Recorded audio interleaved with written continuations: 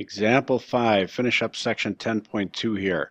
When sunlight enters a drop of rain, different colors of light leave the drop at different angles. This process is what makes a rainbow. For violet light, measure of angle 2 is 40 degrees. What is the measure of angle 1 and how do you know? So let's look at this figure here. What I can see is that we've got a line here that if I continued would go this way, and a line here that are indicated as being parallel. Okay? We have another line, this red line segment, which could again continue onward this way, and that wasn't very good, and that way, and that is a transversal that intersects those two lines. Right?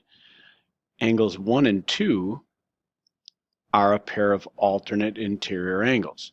Now we have just proven on the previous example that alternate interior angles have to be congruent if the lines being intersected are parallel.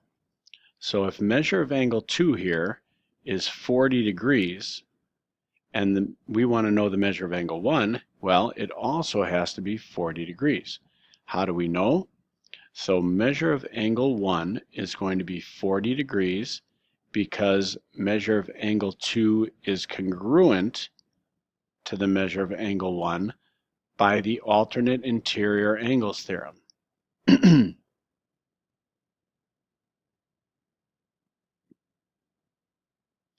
So that is how we can find an angle. All right, those angles are alternate interior, therefore they must be the same, and there you have it. All done with section 10.2.